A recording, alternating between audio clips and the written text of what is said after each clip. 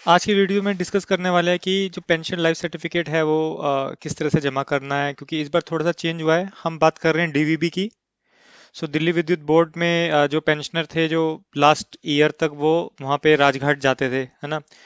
तो हमेशा ये एक वो आ रहा था कि अब स्टेट बैंक में हो जाएगी आगे से, बट इस बार एक नोटिस आया था। उसमें जो आपकी डीवीबी की साइट है उसमें था कि अब सेंट्रल लिंक से जो लिंक हो गए हैं जिनके पेंशन, और दूसरी मतलब दूसरी लैंग्वेज में कहेंगे कि जिनकी एसबीआई में पेंशन आ रही है तो वो अब एसबीआई में अपना pension certificate, pension life certificate, जिसे जीवन प्रमाण पत्र भी कहते हैं, वो जमा करवा सकते हैं। तो उसका एक सिंपल सा प्रोसेस है कि आप किसी भी ब्रांच में आप जा सकते हो।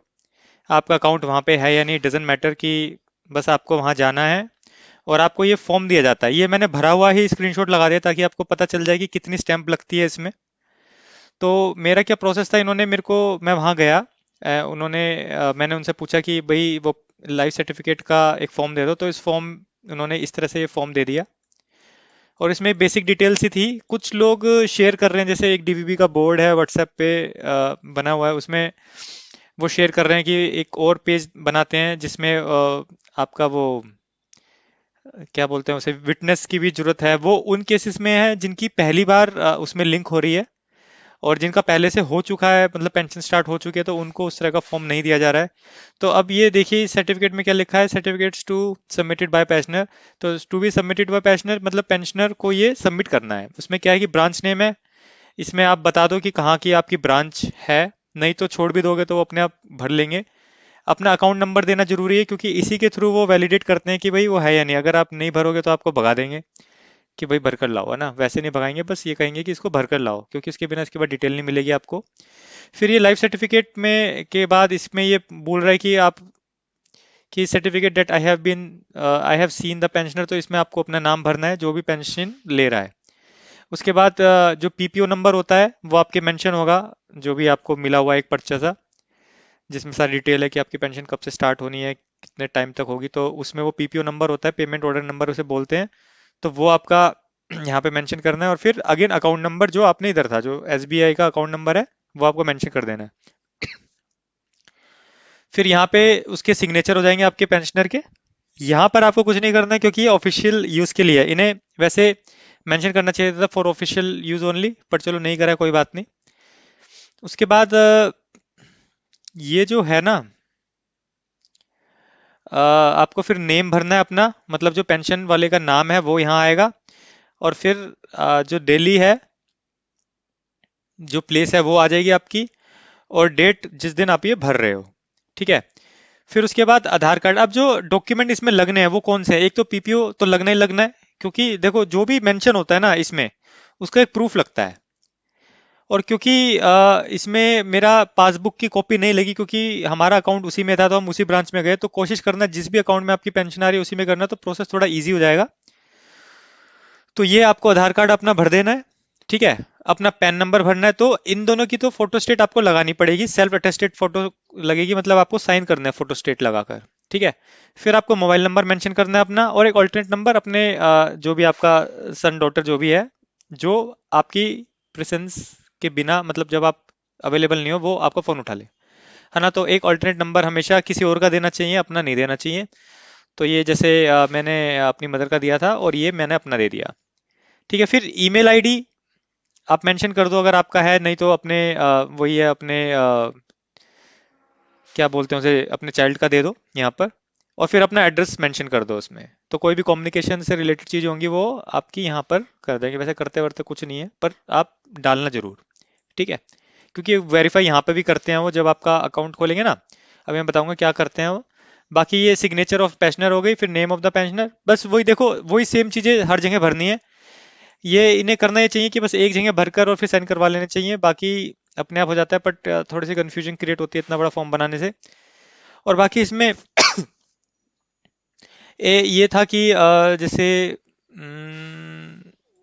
इसमें एड्रेस हो गया, इनकम टैक्स हो गया, इसमें डेट ऑफ बर्थ है स्पाउस की, अगर वो नहीं है तो आप इसको ब्लैंक छोड़ दो। तो इसमें उनकी तरफ से ये था कि आपको जो समझ में आ रहा है भर दो, मेन आपके सिग्नेचर ही हैं पेंशनर के। तो वो ऐसा कुछ कहते नहीं कि आपने ये नहीं भरा वो नहीं भरा, वो बस कर लेंगे। तो अभी आपने ये भर दिया, आपका एड्रेस भर दिया और आपने साइन कर दिया। यहाँ पर आप अपना नाम लिख दो पेंशनर का और फिर उसका अकाउंट नंबर अगेन। ठीक है, उसके बाद क्या करना है आपको, फिर एक ये वो ये कि डिक्लेयर करना होता है हमें कि हम कहीं और एम्प्लॉयमेंट नहीं कर रहे हैं। तो एक ये हो गया, आई डिक्लेयर दिस दिस। और यहाँ पे इन्होंने कहा कि ये नवंबर नवंबर से है, तो ये देखो मैंने भी नहीं भरा। तो ये एक्चुअली फाइनल डॉक्यूमेंट जो मैंने सबमिट किया था, क्योंकि ये इतना मिटा हुआ था तो मेरे को समझ में नहीं आया कि कौन से नवंबर से अप्रैल तक क्या बात कर रहे हैं। तो उन्होंने मेरे को कहा कि आप ज़्यादा परेशान मत हो, इससे इतना फर्क नहीं पड़ता है, आपको बस साइन करवाने हैं। तो मैंने ये ब्लैंक छोड़ दिया, तो आप भी ब्लैंक छोड़ सकते हो। अगर वो कहते हैं तो आप पूछ लेना भाई क्या भरना है, या वो खुद ही भर देंगे। तो इसको छोड़ सकते हो आप। उसके बाद आपको बस साइन करना है यहाँ पे, सिग्नेचर और पेंशनर, सिग्नेचर पेंशनर हो गया। और ये आपका प्लेस दिल्ली हो गई, और डेट जो जिस दिन आप भर रहे हो। तो ये पूरा एक फॉर्म होता है। ठीक है, ये स्टैंप वही लोग लगाएंगे। अब स्टैंप कैसे लगती है कि पहले आप जाओगे वहां पर, जब आप फॉर्म ले लेते हो, है ना, जब आप फॉर्म ले लेते हो तो आपको ये भरना होता है। ठीक है, भरने के बाद वो क्या करते हैं, जो काउंटर पे जो आपको फॉर्म देता है वो क्या कहेगा कि आप मैनेजर से बात कर लो, वही वेरीफाई करते हैं। रीजन क्या है कि क्योंकि मैनेजर ही वो डिसीजन लेता है सारे, तो वो देखेगा कि हाँ भाई एक्चुअली पेंशन आ रही है नहीं आ रही। तो आपसे कुछ सवाल पूछेगा पेंशनर से कि भाई तुम्हारा अकाउंट कहाँ पे है, अगर आपका वहीं पे है तो वहीं बताना, अगर आपका वहाँ अकाउंट नहीं है तो कौन सी ब्रांच में वो बता देना। तो वो अपने सिस्टम से आपको क्रॉस वेरीफाई करवाएंगे। ठीक है, और वो जो ओरिजिनल आपको पीपीओ की जो एक शीट मिलती है वो जरूर लेकर जाना, क्योंकि वो देखते हैं कि भाई क्या है ओरिजिनल डॉक्यूमेंट। तो इन्होंने ऐसा कुछ कहा नहीं है, हमें हमारे तो नहीं देखे थे, मे बी इसलिए क्योंकि हम उसी ब्रांच में ही गए थे जिसमें हमारा अकाउंट है। पर आप कोशिश करना आप ले जाना, क्योंकि बाद में चक्कर काटना कोई फायदा तो है नहीं। तो आप वहां पर फिर वो चेक करता है, क्रॉस वेरीफाई करता है। वो जब उसको लगता है हाँ भाई सब कुछ ठीक है, तो ये इस तरह से साइन कर देता है। तो ये मैनेजर की साइन है और ये उसने स्टैंप लगा दी। ठीक है, ये तो एक चीज हो गई। अब वो क्या कहता है कि उससे पूछना, आप ऐसे छोड़ मत देना, उससे पूछना कि अब मेरे को क्या स्टेप करना है। तो हमारे केस में क्या हुआ था कि जब मैनेजर ने साइन इसमें स्टैंप लगाई, उसने हमें कहा कि कैश काउंटर पे चले जाओ। अब कैश काउंटर पे हमें ये वाली स्टैंप मिली। कैश काउंटर वाला क्या करता है, वो एक बार और वेरीफाई करता है, ये टू वे वेरिफिकेशन जैसे लगा लो, एक बार मैनेजर ने करे, अब वो अकाउंट फिर वो मैच करता है वहां पे।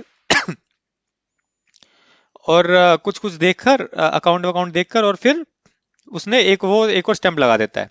फिर आपको क्या करना होता है, कैशियर से वो कलेक्ट कर कर ये फॉर्म आपको क्या करना है, उसको उठाकर मैनेजर को यार सबमिट करवा दो। और हमेशा ये पूछो कि कुछ और तो नहीं करना, मतलब कोई पेंडिंग स्टेप्स तो नहीं रह गए। वो कह देंगे नहीं ठीक है अब हम करवा देंगे, तो इसका मतलब वो फिनिश हो गया। तो ये दो स्टैंप जरूरी है, क्योंकि हमारे केस में ये हमें लगवानी पड़ी थी। तो ये स्टैंप देख लेना भाई क्या है, और बार बार पूछना कि हाँ भाई इतना ही था ना स्टेप, और तो कुछ नहीं करना है। तो इससे आपका ये सबमिट हो जाएगा। अब एक चीज जो थी कि आपने आपने देखा होगा कि एसबीआई अकाउंट है, उसमें एक जीवन प्रमाण सेवा करके कुछ है, जीवन प्रमाण सेवा ऐसे कुछ एक साइट बनी हुई है जिसमें पेंशनर ऑनलाइन भी सबमिट करवा सकते हैं अपना लाइफ सर्टिफिकेट। तो हमने ट्राई किया था उसको, क्योंकि हमारा पिछले साल ही आई थिंक पिछले पिछले साल स्टार्ट हुआ था एसबीआई में। तो हमने जब ट्राई किया तो वो अवेलेबल नहीं दिखा रहा था। तो जब हमने मैनेजर से बात करी, क्योंकि मैनेजर भी चाहते हैं कि भाई हमारे पास कम से कम बंदा है, तो उन्होंने कहा कि आप इसको एक्टिवेट कर लो। क्योंकि मैं पहले देख कर गया था, तो मैंने कह दिया कि भाई मैंने करा था, उसमें एरर आ रहा था। एरर ऐसा कह रहा था कि आपका नंबर एग्जिस्ट नहीं करता है, आप ब्रांच पे कांटेक्ट करो। तो जब मैंने उनसे बात करी इस बारे में, तो उन्होंने क्या कहा मेरे को कि आप मैं देख लेता हूँ। तो जब उन्होंने देखा तो उसमें कुछ एरर आ रहा था। एरर की वजह क्या थी कि जो आपका अकाउंट है ना, वो आधार से सीड नहीं था। वो एक टर्म यूज करते हैं सीड आधार सीडिड, ऐसे करके कि your account is not seeded by Aadhaar. तो जनरली है क्या कि आपका जो अकाउंट है वो आधार से लिंक नहीं है। अब ये बड़ी ऊटपटांग सी बात है, क्योंकि बिना आधार के लिंक हुए आपका अकाउंट खुल नहीं सकता। बट इनके हिसाब से आपको करना क्या है कि अगर आपको ऑनलाइन प्रमाण पत्र आगे से भरवाना है, तो आप वहां पे जाकर एसबीआई में, अगर आपका भी ऐसे ही वो आ रहा है, तो आपको क्या करना है कि उनसे बात करनी है कि हमें एक आधार सीडेड फॉर्म दे दो। तो वो क्या करेंगे, एक फॉर्म दे देंगे आपको, उसमें आपको वही डॉक्यूमेंट डिटेल्स डालनी है कि आपका आधार नंबर ये है वो है। उसकी मैं वीडियो बनाऊंगा जब हम आधार सीडेड लेने जाएंगे। अभी तो पूरा साल हो गया, क्योंकि इस बार तो जमा हो गया है, तो नेक्स्ट टाइम ऑनलाइन ही कोशिश करेंगे। तो आज टाइम नहीं था, तो इसलिए हम आ गए, फॉर्म में ले आया था, अभी भरा नहीं है। तो इन जस्ट इन केस अगर मैं एक दो महीने में भरता हूँ तो मैं वीडियो बनाऊंगा। तो उसमें बस यही डिटेल्स है, एक फोटोकॉपी लगानी है, और मेरे ख्याल से शायद वो बायोमेट्रिक से आपको दोबारा आधार आपका लिंक करेंगे। तो एक वो प्रोसेस, अगर आपके पास टाइम है तो वो भी एक बार आप पूछ लेना कि एक ऑनलाइन सेवा भी है लाइफ सर्टिफिकेट जमा करने की, तो उसका क्या प्रोसेस है। तो वो भी आप कर कर ही आना। तो क्योंकि मेरी मैनेजर से बात हुई थी, तो उन्होंने मेरे को यही सजेस्ट किया। वो क्योंकि अब टाइम था नहीं आज, तो इसलिए हम आ गए थे, वरना हम भी आज करवा कर आते। तो ज्यादा हेक्टिक काम नहीं है, बहुत अच्छे से हो गया है और फार बेटर है राजघाट जाने से। और अब तो खैर वहां पे जाने की भी जरूरत भी नहीं है एज पर देम। और इसका टाइम कैसा था कि ये पूरे नवंबर चलेगा आपका। ऐसा था कि अक्टूबर से 1 अक्टूबर से 31 अक्टूबर तक आपका 80 प्लस लोगों के लिए था, जो 80 प्लस लोग हैं और पेंशनर हैं उनके लिए। और अब फ्रॉम 1 नवंबर टू 30 नवंबर अब आपका है 60 to 80।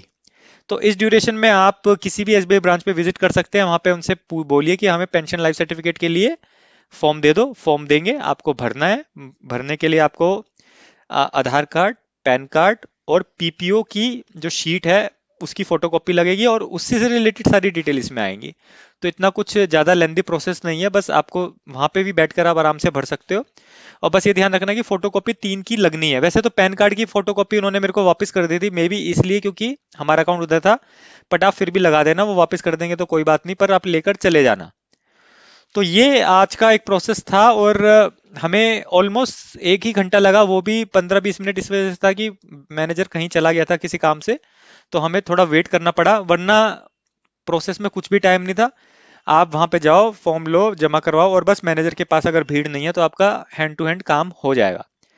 तो आई होप आपको आइडिया लग गया हो इस बार डीवीबी का। मेरे पास काफी कमेंट्स आ रहे थे कि नई प्रोसेस क्या है, और आई डोंट नो कि उन्होंने ऐसा मेंशन क्यों नहीं किया कि फॉर्म वहीं से मिलेगा, क्योंकि मैं भी पेंशन का जो फॉर्म है वो ढूंढ रहा था ऑनलाइन कि कहीं शायद मिले, बट क्योंकि एसबीआई के थ्रू है तो एसबीआई वाले ही देंगे। तो ये हो सकता है कि ब्रांच टू ब्रांच फॉर्म शायद डिफरेंट रहे, तो इसकी स्कैन लेने की जरूरत नहीं है। आप वहीं पे एसबीआई में ब्रांच में ही जाकर आप उनसे फॉर्म कलेक्ट कर लो, क्योंकि कई बार मैंने ऐसे देखा है, जैसे कैनरा बैंक में भी देखा है कि आप वहां पे कुछ फॉर्म लेते हो पर ऑनलाइन कुछ और मिल रहा होता है, किसी और ब्रांच में किसी और तरीके का फॉर्म होता है। तो कई ब्रांच लेटेस्ट वाला यूज कर रहे होते हैं, कोई पुराना, तो उस ब्रांच में उसी का फॉर्म चलता है। वियर्ड है पर ऐसा ही है, तो आप बेकार में चक्कर काटने के चक्कर में कुछ मत करो। बाकी स्टिल अगर आपको ये स्कैन कॉपी चाहिए विदाउट फिलिंग, तो आप मेरे को कमेंट कर देना। मैं आपको मेल कमेंट में आप अपना ईमेल एड्रेस लिख देना, या मेरे को आप मेल पे आप सीधा कर सकते हो, मेरा myzingonline@gmail.com है। या आप मेरे को कमेंट करो, मैं आपको अपना ईमेल एड्रेस भेज दूंगा, उस पर आप रिप्लाई करोगे तो मैं उस पर आपको इसकी एक स्कैन कॉपी भी भेज दूंगा जो अनफिल्ड है, या आपको ये भी चाहिए तो आप मैं आपको ये भी भेज दूंगा। तो कोई भी क्वेश्चन कमेंट हो रिलेटेड टू दिस आप मेरे से पूछ सकते हो, और मैं ट्राई करूंगा जल्द से जल्द आंसर करने की। आई होप इस वीडियो से आपको कुछ हेल्प मिली हो, और मिलते हैं नेक्स्ट वीडियो में। बाय।